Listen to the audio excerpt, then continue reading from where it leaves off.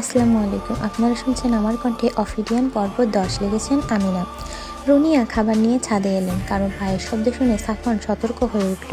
Full sleeve shirt পরে গলার কাছের স্কেলিয়া আবরণটাকে মেকআপ দিয়ে সুচারুতার সাথে ঢেকে দিয়ে চোখে ডার্ক গগলস, মুখে মাস্ক পরে চুলগুলো হাত দিয়ে মাথার পিছনের দিকে সরিয়ে দিল। তারপর রুমের ভিতরে বিছানার পাশে রাখা ফুল ভিউ মিররের সামনে দাঁড়িয়ে নিজেকে আর একবার দেখে নিল যে তার শরীরে কোনো ত্রুটি কারো নজরে আসছে কিনা। সাফওয়ান আজ রুনিয়ার অপেক্ষাতেই আছে, কিন্তু যদি রুমাইশা বা শাফিন বা অন্য কেউ তাকে খাবার দিতে আসে, তাহলে আজ রাতেই মায়ের সাথে কথা বলে এর একটা বিহিত করবে সাফওয়ান। কারণ সাবধানের মার নেই। সাফওয়ান তার এই চেহারা সবার থেকে আড়াল করে রেখেছে, এমনকি রুনিয়া আর ইশতিয়াকের থেকেও। তারা হয়তো সহ্য করতে পারবে না ছেলের এই পরিণতি দেখে, আর তার এই পরিণতির জন্য যে দায়ী তাকেও হয়তো কখনো ক্ষমা করবে না। নিজের শরীর ও চেহারার হঠাৎ পরিবর্তন টের পাওয়ার পর থেকে কাউকেই নিজের চেহারা দেখায়নি সাফওয়ান। এভাবেই ঢেকে ঢুকে নিজেকে সবার সামনে নিয়ে গেছে। পায়ের শব্দটা কাছাকাছি আসতে সাফওয়ান নড়ে চড়ে বসলো। থাই গ্লাসের ভেতর দিয়ে দেখে নিল আসলেই তার মা এসেছে কিনা। হ্যাঁ, এসেছে। বিছানা থেকে উঠে চিলেকোঠার দরজা খুলে বাইরে বেরিয়ে এলো সাফওয়ান। মা। খাবার রেখে সাফওয়ানকে ডাক দিতে উদ্যত হতেই ছেলের গম্ভীর কণ্ঠে মা ডাক শুনে সামনে তাকালো রুনিয়া। ছেলেকে দেখে তার চোখ জুড়িয়ে গেল।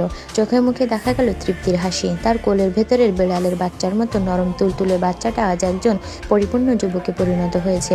তার প্রথম সন্তান, তার নারী ছেঁড়া ধন। মাকে এভাবে তাকিয়ে থাকতে দেখে অস্বস্তিতে পড়ল সাফওয়ান। আর একবার মা বলে ডাক দিয়ে বলল, তোমার সাথে আমার কিছু কথা আছে। হ্যাঁ বল, কি কথা? সাফওয়ান একটু সময় নিয়ে বলল, রিমুকে নিয়ে। সাফওয়ানের মুখে রুমাইশার নাম শুনে রুনিয়া মনোযোগ দিলেন। হ্যাঁ বল, কি হয়েছে? রুমি কি কিছু করেছে? না, তবে করতে পারে। রুনিয়া ভেবে পেলেন না রুমাইশা কি করতে পারে। আশ্চর্য সুরে তিনি বললেন, রুমি কি করবে? মা, আমার মনে হয় রিমু আমার ব্যাপারে কিছু জানতে পেরেছে, যে আমি স্বাভাবিক না, বা আমি ছোটবেলায় ওর কোনো ক্ষতি করেছিলাম, কিছু একটা জেনেছে। তুই কিভাবে এত শিওর হচ্ছিস? রুনিয়া জিজ্ঞাসা করলেন। ওর আচার আচরণ স্বাভাবিক মনে হচ্ছে না মা। ও আমাকে 2 দিন খাবার দিতে এসেছে, 2 দিনই অস্বাভাবিক আচরণ করেছে।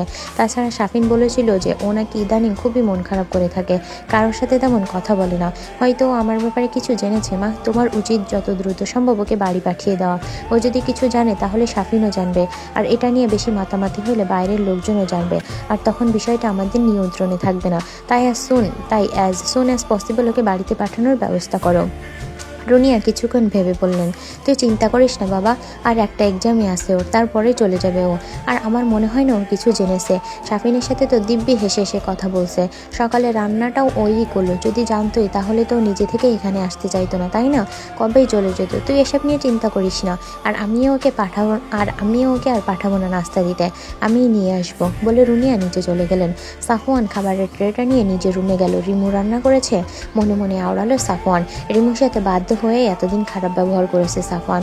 যতবার দেখা হয়েছে ততবারই রূঢ় আচরণ করেছে, যেন রুমাইশা ওর সাথে আগের মতো করে ভাব জমাতে না আসে, আগের মতো আদর আদর ওর কাছে না আসে। ওর কলিজার রুমাইশের সাথে এইভাবে রুডলি কথা বলতে গিয়ে ওর প্রাণটাই ছেড়ে যায়, কিন্তু কিচ্ছু করার ছিল না ওর নিজের থেকে ওই রুমাইশাকে রক্ষা করার জন্য এত কঠিন হওয়া। নিজের মুখের মাস্ক খুলে হাত মুখ ধুয়ে খাবারের ট্রেটা টেবিলের ওপর রেখে চেয়ার টেনে বসলো সাফওয়ান। প্লেটে রাখা একটি রুটি থেকে খানিকটা ছিঁড়ে নিয়ে পাশে রাখা চীনামাটির বাটি থেকে সবজি নিয়ে রুটির সাথে তুলে মুখে দিল ও তৃপ্তির সাথে চোখ দুইটা বন্ধ করলো। রান্নার হাতটা তো দারুণ, ভাবলো সাফওয়ান। যার বাড়িতে যাবে সে তো রিমুর হাতের এত সুস্বাদু খাবার রোজ খেয়ে খেয়ে ওয়েট গেইন করে ফেলবে। হাসলো সাফওয়ান। হঠাৎ মনে হলে ওর, আমার বাড়িতে কে আসবে? কিভাবেই বা আসবে? আমি তো স্বাভাবিক নই, আমি তো কারো সামনেই যেতে পারবো না। রিমু কি আসবে? আমার আদরের রিমু। ও কি এমন করে রোজ রান্না করে খাওয়াবে আমাকে? নিজের ভাবনায় হতচকিত হয়ে গেল সাফওয়ান। রিমু আমার ভাবনায় কই থেকে আসলো? আমি ওকে কেন ভাবছি? ওকে নিয়ে তো আমি ভাবিনি কতকাল। সেই ছোটবেলায় ওকে নিজের মনের মতো করে, তখন সেই চাওয়াটা ছিল নিছক ছেলে মানুষের চাওয়া। এখনের মতো সুখকর অনুভূতি ছিল না, এখনের মতো দুঃসময়ও তো তখন ছিল না। আর এখন তো ওকে ভাবার মতো কোনো অবস্থাও আমার নেই। ও আমার কাছে আসা মানে ওর নিজেরই ক্ষতি। আমি তো ওকে মেরেই ফেলেছিলাম বলতে গেলে। ও কেন আসবে আমার কাছে? চোখের সামনে 18 বছর আগেকার দৃশ্যপট ভেসে উঠল সাফওয়ানের। তার আদরের রিমুকে সে কামড় দিয়েছিল, যে রিমুকে সে চোখে হারাতো তাকেই কিনা কামড়ে দিয়েছিল। কিন্তু ও তো জানতোই না এমন হবে, জানলে তো ও কোনোদিন এমন কামড়াইতোই না। সেদিন রুমাইশা আর রাফসানকে নিয়ে এই বাড়ির পেছনে খেলছিল সাফওয়ান। ওর বয়স তখন 13, রুমাইশার 5 আর রাফসানের 10। খেলার এক পর্যায়ে রুমাইশাকে কোলে নিয়ে বসেছিল সাফওয়ান, আর ঠিক তখনই ঘটে বিপর্যয়। রুমাইশাকে পেছন থেকে জড়িয়ে ধরে ওর গলার কাছটাতে থুতনি দিয়ে বসেছিল সাফওয়ান। হঠাৎই ওর চোখ যায় রুমাইশার গলার নরম চামড়ার দিকে। সেইখানে এক ধ্যানে তাকিয়ে থাকে সাফওয়ান। রুমাইশার গলার কাছে উজ্জ্বল তুলতুলে ত্বক যেন ওকে চুম্বকের মতো টানছিল। এমনটা এর আগে কখনোই অনুভব করেনি ওর ক্যানাইন দাঁত দুইটা যেন শিলা ছিল। কেউ যেন মাথার ভেতর থেকে বলতে শুরু করে, বাইট ইট, জাস্ট বাইট ইট। আর সাফওয়ানও নিজের মস্তিষ্কের কাছে হেরে গিয়ে সেটাই করে। নিজের ভেতরের সত্তাকে হারিয়ে ফেলে ও। হঠাৎই অন্য এক সত্তা যেন ওর ভেতরে জেগে ওঠে, যে কিনা হিংস্র, নিষ্ঠুর আর বর্বর। রুমাইশার নরম গলায় শুধুমাত্র একবার কামড় দিয়েই ক্ষান্ত হয় না, সেই একই জায়গায় পরপর 6 থেকে 7 বার চোখের পলকে কামড় দেয় সাফওয়ান। নিজের ওপর হঠাৎ হওয়া এমন আক্রমণে হতচকিত হয়ে যায় রুমাইশা। চিৎকার করার ফুরসতটুকু পায় না, তার আগেই মাত্রাতিরিক্ত বিষের প্রভাবে জ্ঞান হারায় রুমাইশা। আর এই পুরো দৃশ্যটা অবলোকন করে রাফসান নিজের চোখে। বোনের এই অবস্থা দেখে চিৎকার করে কেঁদে ছুটে যায় বাড়িতে। খবর পাওয়া মাত্রই রুনিয়া, ইশতিয়াক, শামসুল, আয়েশা সবাই দৌড়ে আসে। আয়েশা নিজের মেয়ের মুমূর্ষ অবস্থা দেখে ঠিক থাকতে পারেন না, আর সেইখানেই জ্ঞান হারান। বাকিরা রুমাইশার গলার ক্ষত আর সাফওয়ানের মুখে লেগে থাকা রক্ততেই বুঝে যান কি হয়েছে। সাফওয়ান এমন একটা কাজ কেন করলো সেটা তাদের মাথাতেই আসলো না, কিন্তু তারা ভাবতেও পারেনি রুমাইশার শরীরে অত্যন্ত বিষাক্ত এক বিষ বুলেটের গতিতে ছড়িয়ে পড়েছে। ইশতিয়াক তখনই গাড়ি বের করে রুমাইশাকে নিয়ে ছুটলেন হসপিটালে। কর্তব্যরত চিকিৎসক রক্ত পরীক্ষা করে এসে জানালেন তাতে বাকিদের চোখ কপালে উঠল।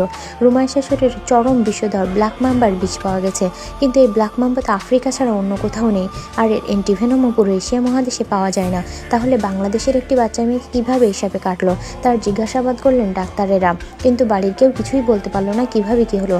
কেউ কিছু বুঝে উঠতে পারেনি তখনও। কেউ কিছু বলবে সাজিয়ে গুছিয়ে তখনই সাফওয়ানের দাদু আসেন হাসপাতালে হন্তদন্ত হয়ে। তাকে আগেই খবর দিয়েছিলেন ইশতিয়াক আহমেদ। উনি এসে কর্তব্যরত ডক্টরদেরকে ব্ল্যাক মাম্বার অ্যান্টিভেনম দিলেন আর বললেন, আপনারা চিন্তা করবেন না, আসলে ভুলটা আমারই। আমি একজন হরপিটোলজিস্ট। আমার নিজস্ব ল্যাবে পৃথিবীর বিভিন্ন প্রান্তের রেপটাইল নিয়ে আমি গবেষণা করে। বাচ্চারা ওখানেই খেলছিল। খেলতে খেলতে হঠাৎ করে ব্ল্যাক মাম্বার ভাইবেরিয়ামটা পড়ে গিয়ে ভেঙে গেল। সেখান থেকে একটি সাপ বেরিয়ে এসে বাচ্চাটাকে কামড় দিয়েছে। কিন্তু সৌভাগ্যের বিষয় যে আমার কাছে এর একটা অ্যান্টিভেনম ছিল, আর একটাই ছিল। বাড়ির সবাই ভীষণ অবাক হয় সেদিন সাফওয়ানের দাদুর কথায়। স্মৃতিচারণের এই মুহূর্তে এসে টেবিলের ওপর রাখা সাফওয়ানের মোবাইল ফোনটিতে মেসেজের নোটিফিকেশন আসলে নোটিফিকেশনের শব্দে সাফওয়ান নিজের অতীতের কালো অধ্যায়ের সূচনাকাল থেকে বর্তমানে ফিরে আসে। তারপর তৃপ্তি নিয়ে খাওয়া শেষ করে আবার নিজের রিসার্চের কাজে মন দেয়। আজ শুক্রবার, নামাজে যাবে সবাই। সাফওয়ান যদিও ঘরে পড়ে জুমার নামাজটা, কিন্তু গতকাল ইশতিয়াক আহমেদ রুনিয়াকে দিয়ে বলে এসেছেন যেন সাফওয়ান তাদের সাথে নামাজে যায়, যেভাবেই হোক। কারণ মসজিদে অনেকেই জিজ্ঞাসা করেন ইশতিয়াককে তার বড় ছেলে কোথায়। দেশে এসেছে কিন্তু মসজিদে আসে না। কিন্তু ইশতিয়াক রোজ কোনো না কোনো বাহানা দিয়ে বিষয়টি এড়িয়ে যান। কিন্তু এভাবে আর কয়দিন, মাঝে মাঝে না গেলে তো লোকজন সন্দেহ করবে যে কোনো না কোনো গন্ডগোল ঠিকই আছে। হয়তো লোকে ভাববে সাফওয়ান নামাজ কালাম ছেড়ে দিয়েছে। তাই এক প্রকার বাধ্য হয়ে সাফওয়ানকে নামাজে যেতে বলেছেন ইশতিয়াক। মসজিদে যাওয়ার জন্য সাফওয়ানের অপেক্ষায় ইশতিয়াক আর শাফিন বসে আছে হলরুমের ডিভানে। রুনিয়া আজ মহা খুশি, তার ছেলে আজ মসজিদে যাচ্ছে অন্য সবার সাথে, কিন্তু সাথে দুশ্চিন্তাও হচ্ছে যদি কোনো অঘটন ঘটে। রুনিয়া, ইশতিয়াক দুজনে জানেন সাফওয়ানের মুখের বিকৃতি ঘটেছে, কিন্তু সেটা কেমন বিকৃতি তা তারা কেউই জানে না এবং দেখেননি। এখন যদি মসজিদের কেউ সাফওয়ানকে মাস্ক খুলতে বলে, বড় চোখের গগলস খুলতে বলে, তাহলে তো সর্বনাশ হয়ে যাবে। এমন সময় রুনিয়ার ভাবনায় ব্যাঘাত ঘটিয়ে সাফওয়ান নিচে এলো। ছাই রঙা পায়জামার সাথে কালো রঙা ফুল স্লিভ, পাঞ্জাবির হাতা কনুই পর্যন্ত গুটিয়ে, মুখে মাস্ক দিয়ে, চোখে ডার্ক গগলস পরে হলরুমে এসে হাজির হলো সাফওয়ান। তারপর নিজের চিরাচরিত স্বভাব অনুযায়ী গম্ভীর কণ্ঠে ইশতিয়াককে বলল, বাবা তোমরা আগে চলে যাও, আমি পরে আসছি। ইশতিয়াক বললেন, তাহলে তুমি আর শাফিন আসো একসাথে, আমি আগে চলে যাচ্ছি। সাফওয়ান মাথা নেড়ে সম্মতি জানালো। বড় ছেলের সাথে কমিউনিকেশন গ্যাপের কারণে ইশতিয়াক শাফিনের মতো করে সাফওয়ানকে সম্বোধন করতে পারেন না।